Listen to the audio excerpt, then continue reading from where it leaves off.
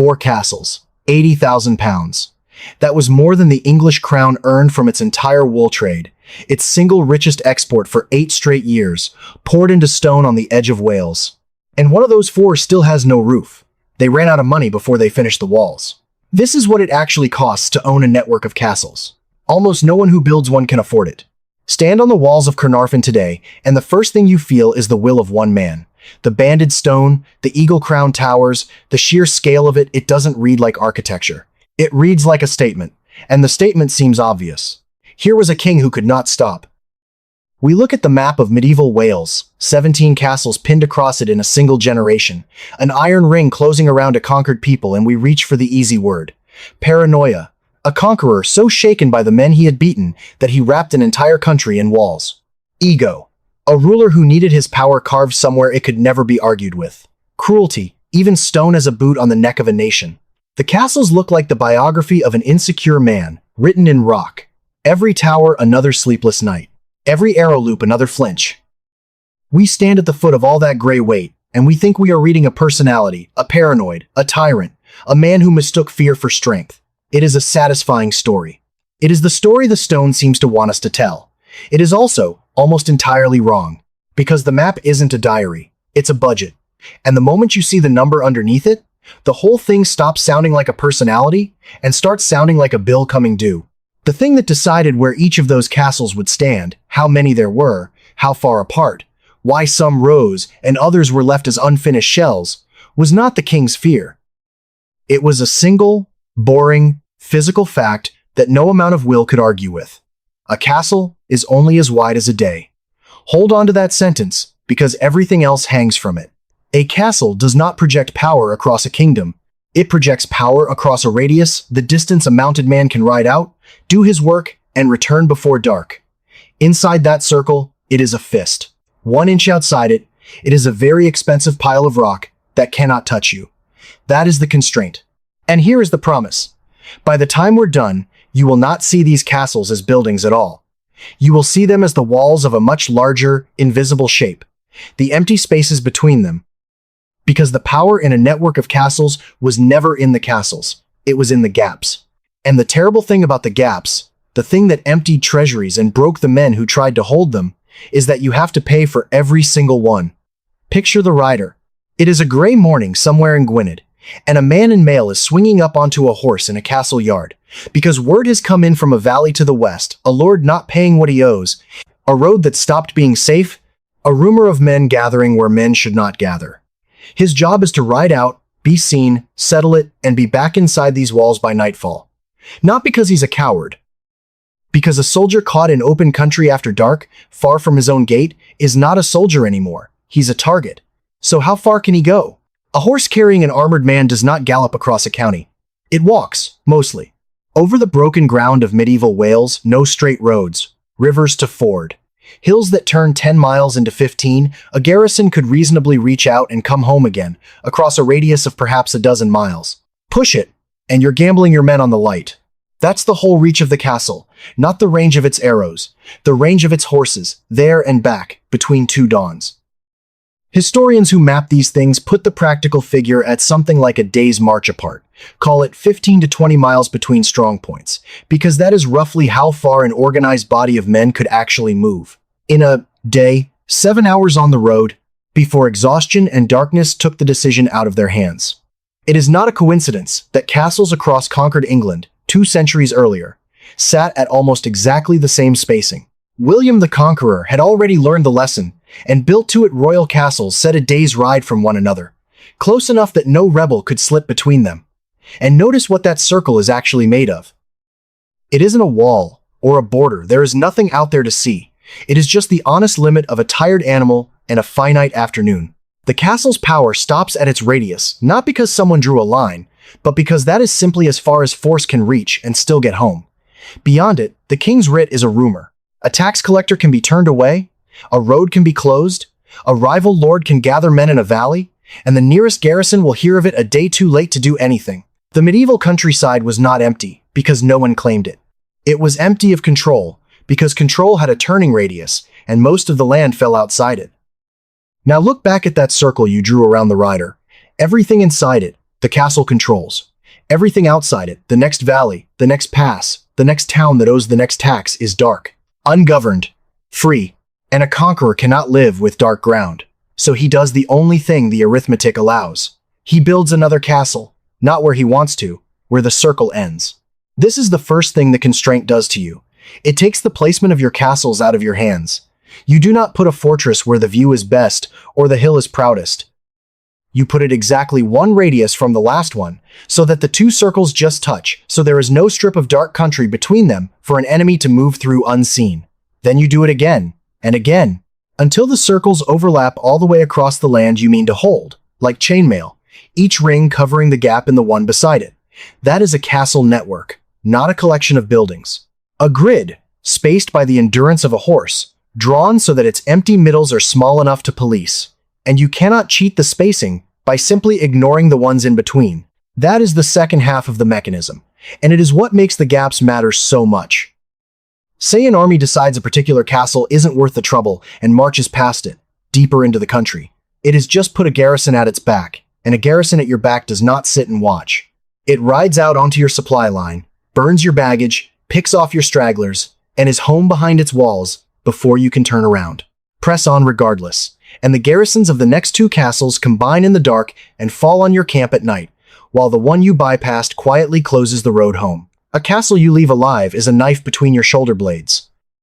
Which is why the circles have to touch, not so the castles can see one another, but so that no army can ever move through the dark ground between them without a garrison close enough to make it bleed. The empty space is the trap. The stone is only what sets it. And here is where the budget walks into the room. Because the cost of that grid does not rise gently as you add to it. Every circle you draw needs its own castle underneath it. And a great castle was, pound for pound, one of the most expensive objects a medieval state could build. When Edward I set out to hold the north of Wales, the four largest strongholds he raised, Caernarfon, Conwy, Beaumaris, and Harlech, came to something on the order of £80,000 in the money of the 1280s.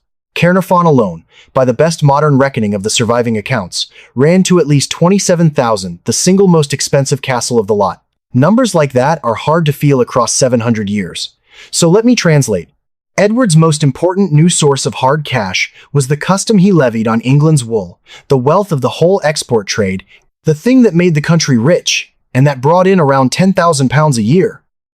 Which means those four castles cost the equivalent of roughly 8 years of everything England's greatest industry could earn, not the king's spare change. The lifeblood of the national economy, set in stone on a foreign coast, to close a set of gaps most of his subjects would never see. And the king had not yet paid a single soldier to stand inside them, which is the part the walls never tell you. A castle is not a trap that springs itself. An empty castle controls nothing. Its whole radius depends on there being men inside it who can ride out.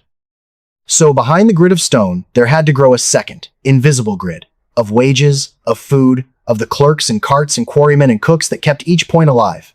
And this scaffolding, the thing that looks, from a distance, like the boring bureaucracy of a well-run kingdom, was in fact a piece of technology, invented to solve a single problem. The king cannot be everywhere at once.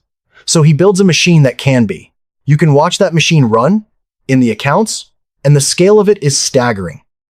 At the height of the building season, on Beaumaris, the last and most perfect of Edward's Welsh castles, the site swallowed up to 3,500 workmen at once. Masons, quarriers, smiths, carpenters, diggers, a whole moving town of labor. In an ordinary summer, the rolls carry something like 1,800 men on the wages at a time, with hundreds of stonemasons and hundreds more hauling rock. Keeping them working cost the crown in the region of £270 a week, on one castle. And that is just to raise the walls before a garrison, before the horses, before the years of standing wages that every finished point would demand for as long as the king meant to hold the land. Now the trap comes into focus, and it is the cruelest line in the whole business. The cost of the network scales with the number of points, but the money and the men to hold those points do not. A king can commission 10 castles in a decade. He cannot conjure 10 garrisons worth of soldiers, or 10 castles worth of silver, out of the same ground.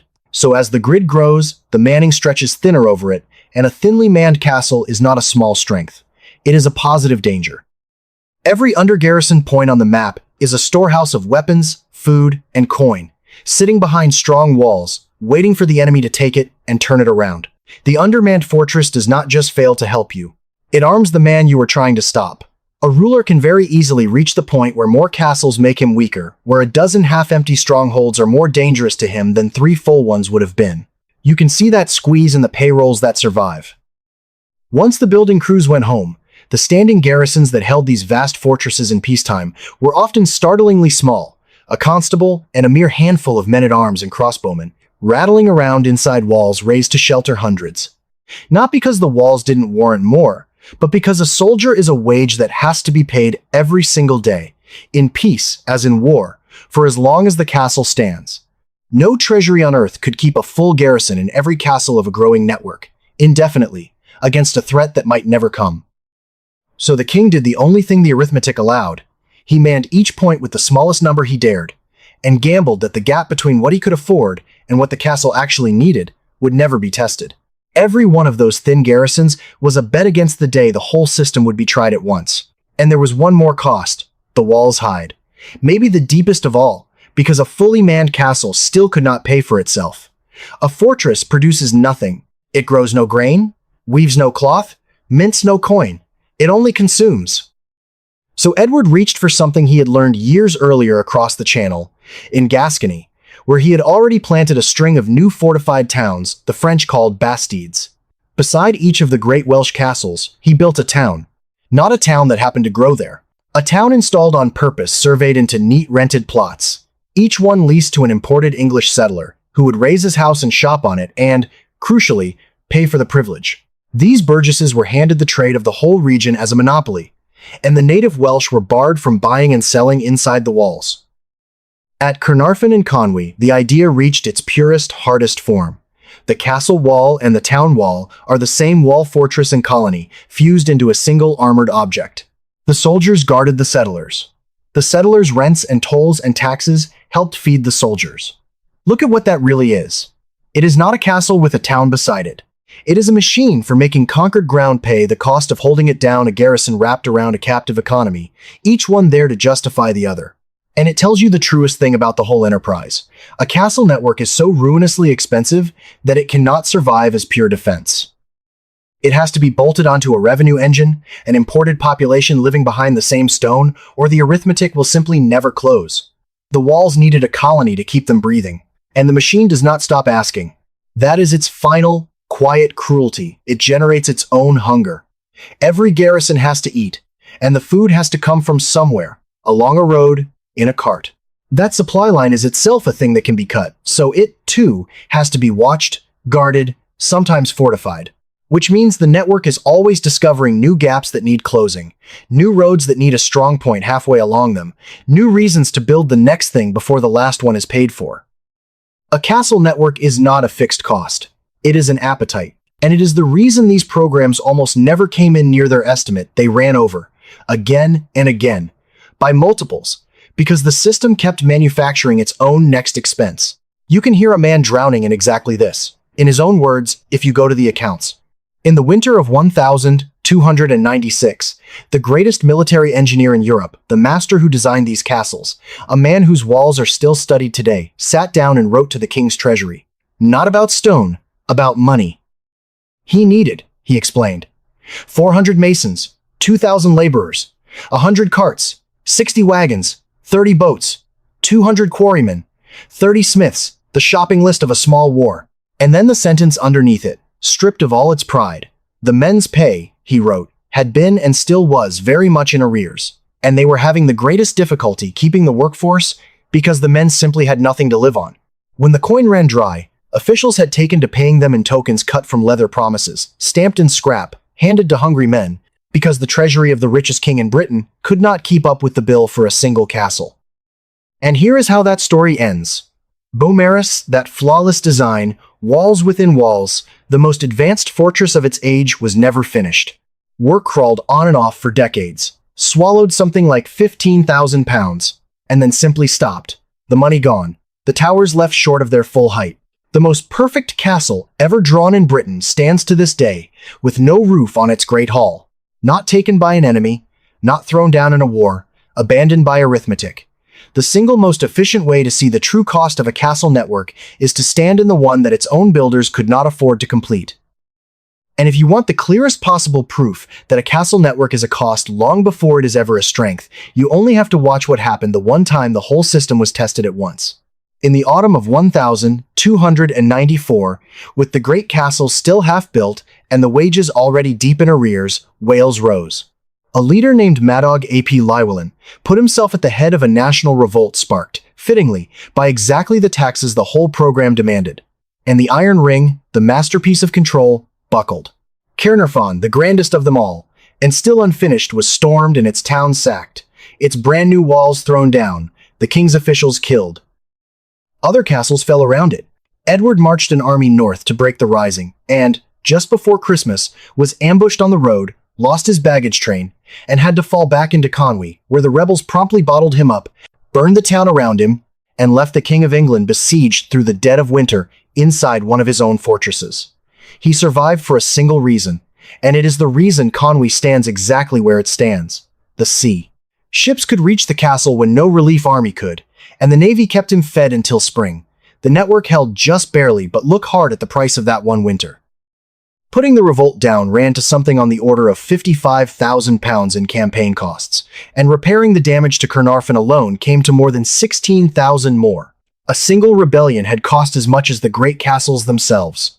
The machine built to prevent revolt had, in the act of surviving one, very nearly finished the work of bankrupting the man who built it, feeding straight into the fiscal crisis that would close around Edward before the decade was out. That is the trap in its final shape.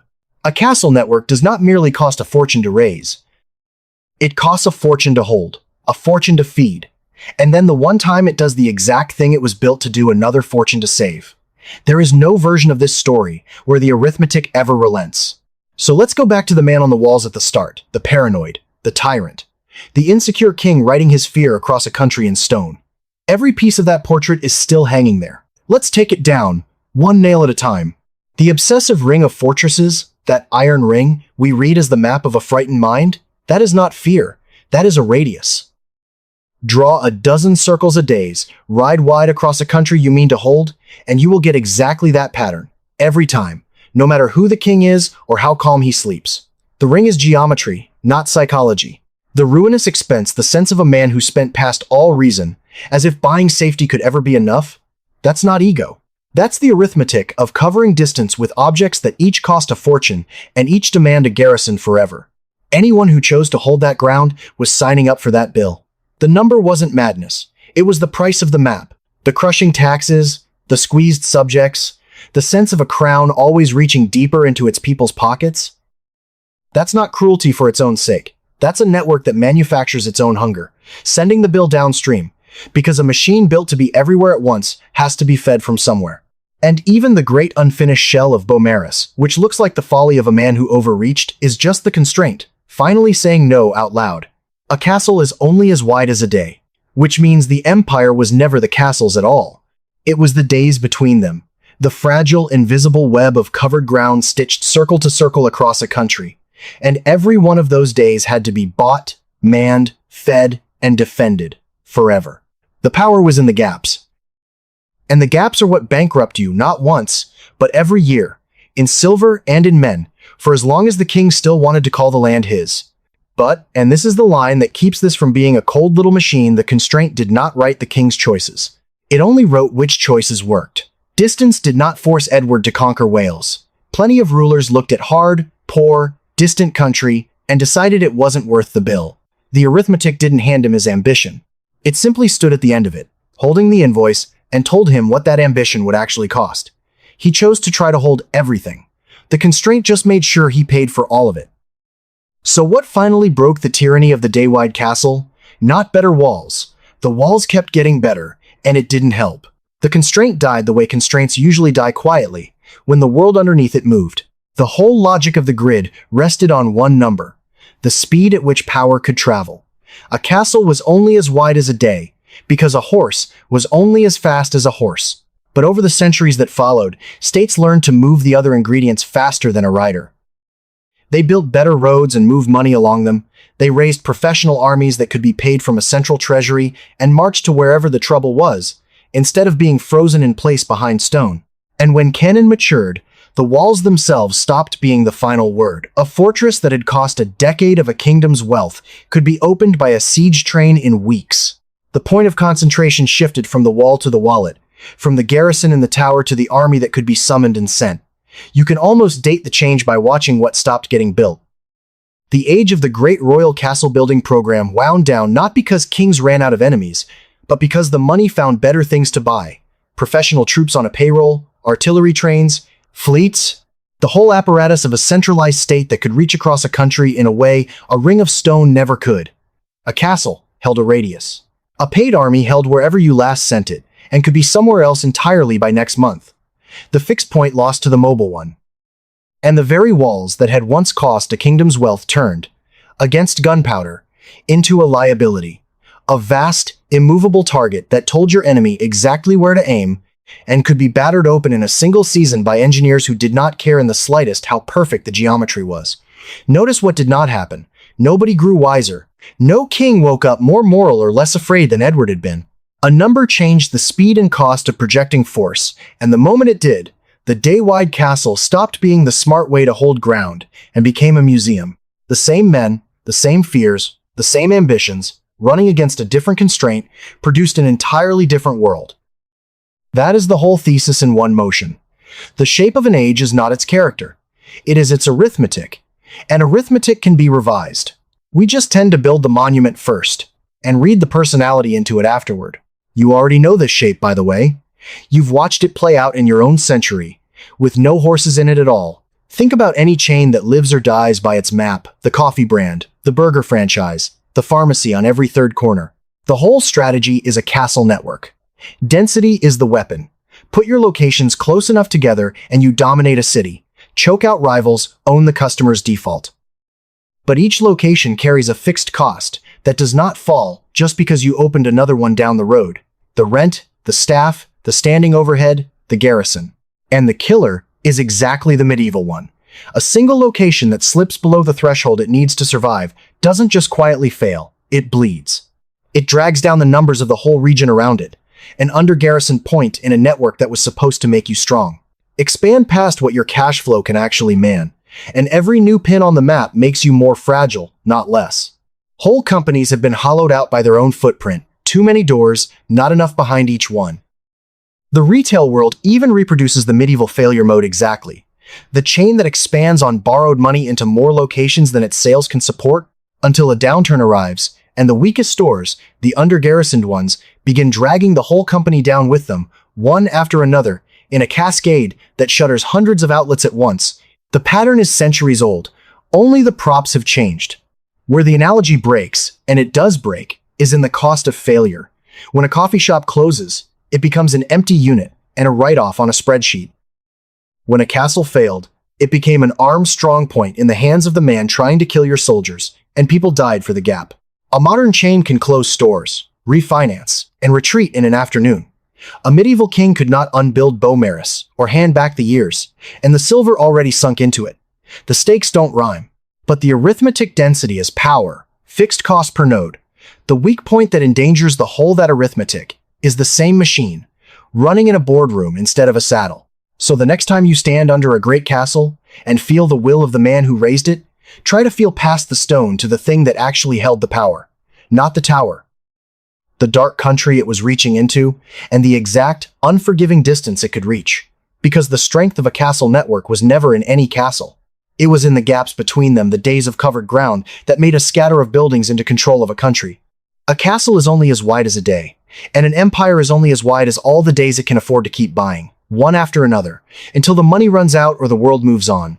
The walls are just where we look. The bill was always somewhere else, and distance was only ever the first constraint.